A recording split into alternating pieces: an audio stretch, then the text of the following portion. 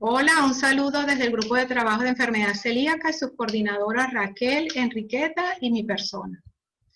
La enfermedad celíaca es un trastorno inmunomediado, inmunogenético y con un desencadenante ambiental cuyos factores son necesarios pero no suficientes para desarrollar la enfermedad. Se habla que la enfermedad celíaca está infradiagnosticada tanto en países en vías de desarrollo como en países desarrollados. Esto se debe a varios factores, pero los que más resaltan son una clínica de síntomas poco leves y o no clásicos y pacientes sin ningún factor de riesgo conocido. Las guías de Spagan publicadas en este año plantean 4 aspectos importantes. Uno, bastante certero, el diagnóstico de la enfermedad con unas pruebas iniciales con la combinación de la inmunoglobulina sérica y anticuerpos antitransglutaminasa IgA. Se habla del enfoque del diagnóstico de la patología sin biopsia. Y esto es cuando los anticuerpos antitransglutaminasa IgA están más de 10 veces por encima del límite superior normal y acompañados de unos anticuerpos endomiciales tipo IgA en una segunda muestra y que sean positivos. Ahora, en los niños en donde los niveles de la antitransglutaminasa están por debajo de 10 veces el nivel superior normal, deben someterse a biopsias para disminuir el riesgo de falsos diagnósticos como falso positivo. La prueba de HLA y la presencia de síntomas no son criterios obligatorios para un diagnóstico basado en serología sin biopsia. Nos hemos planteado varios escenarios. Uno, la posición del grupo ante la pandemia y otro, unos aspectos relacionados a la prevalencia, el conocimiento de la enfermedad y la realización del estudio genético. En relación al escenario de la pandemia, se elaboró esta infografía con unas informaciones bastante claras y precisas para los pacientes celíacos. Esta infografía fue sometida a evaluación no solo de las coordinadoras, sino de los miembros del grupo de trabajo. En relación al escenario de la prevalencia, en Brasil y en Argentina se ha publicado que hay una prevalencia de 0,14 a 0,60%, un poco por debajo de la prevalencia mundial que se establece en 1%, y se dice que en los niños pudiera ser mayor. Pero en las últimas décadas esta incidencia ha aumentado, se dice que los factores genéticos no explican del todo esta condición y que pudiera haber algunos factores ambientales o estilos de vida que pudieran ser responsables de estos cambios.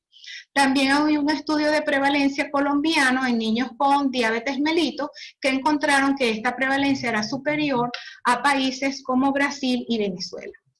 En base a esto nos hemos planteado como objetivo ampliar la información sobre la prevalencia regional y conocer cómo se logra el diagnóstico. Y el plan de trabajo para el 2021 es la revisión de la literatura y hacer un estudio de prevalencia o de incidencia considerando los casos diagnosticados en Latinoamérica.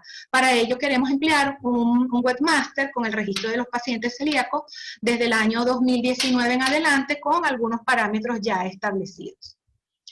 En el escenario del conocimiento por parte de médicos y pediatras queremos hacer énfasis del consenso de Oslo para que todos nos estemos ubicando en la utilización de esos términos con respecto al fenotipo de la patología.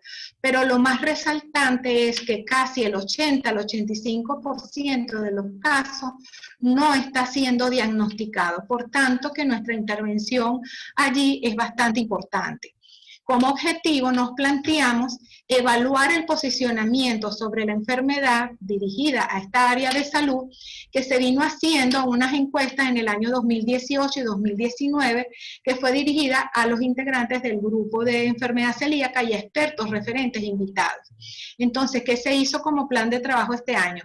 Uno, finalización de la segunda parte de la encuesta con los expertos y la elaboración de otra infografía informativa sobre los datos obtenidos por la encuesta. Entonces, en relación a la segunda parte de la encuesta, en el año 2019, para noviembre, no habíamos obtenido por lo menos un mínimo de de un 70% de acuerdo entre los participantes. Se aplicó nuevamente y se obtuvo un mayor consenso. Entonces se va para el 2021 investigar sobre los síntomas gastrointestinales y no gastrointestinales y los grupos de riesgo en la zona, o sea, en la región de Latinoamérica, para elaborar la guía práctica sobre conductas específicas. Y esta es la infografía que se hizo para el conocimiento en atención primaria, en donde se habla de la patología, cuándo sospecharla según los síntomas, qué exámenes van a solicitar en atención primaria y cuando esto les den un resultado positivo o dudoso, no aplicar dieta al paciente, sino que más bien derivarlo al gastroenterólogo para completar los estudios.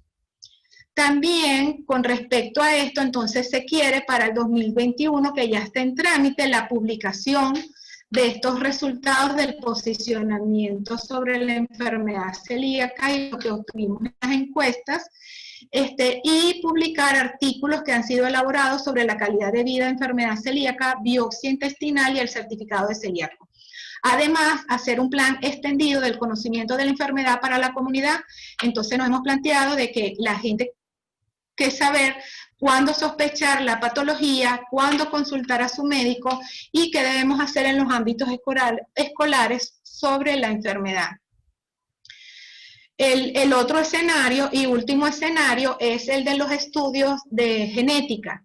Entonces, queremos enfatizar que no solo pedir DQ2 ni DQ8, sino también los heterodímeros son importantes, que es lo que a veces llaman el HAL-DQ2, para establecer el riesgo en el paciente, no para el diagnóstico, sino para el seguimiento del mismo.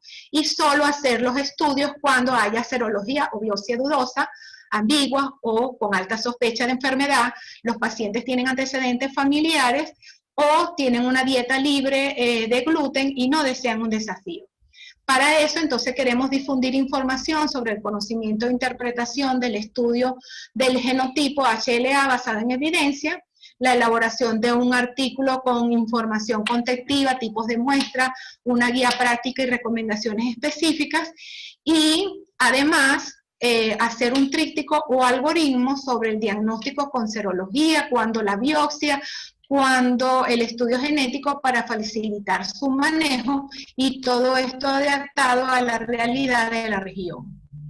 Asistimos también para el 29 de agosto a una reunión solicitada por vía virtual por la Fundación Celíacos de Venezuela, porque el CODES no revisa los datos desde el año 2012 y se quiere hacer una solicitud de disminuir de 20 miligramos por kilo a menos de 10 miligramos por kilo para hablar que el realimento es realmente libre de gluten.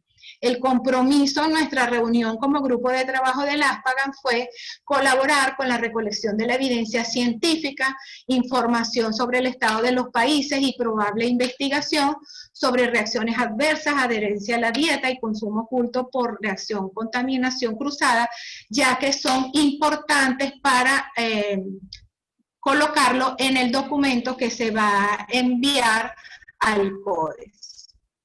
Entonces, por definir qué informes de anatomía patológica habría que obtener, si debemos realizar el screening para la enfermedad celíaca en la población general sana, si realizar el screening en la consulta de gastroenterología y de investigar sobre la presencia de transglutaminasa bacteriana que está siendo empleada en la industria de alimentos. Algunos países están solicitando que se registre en las etiquetas porque realmente parece que hay un riesgo para el paciente celíaco.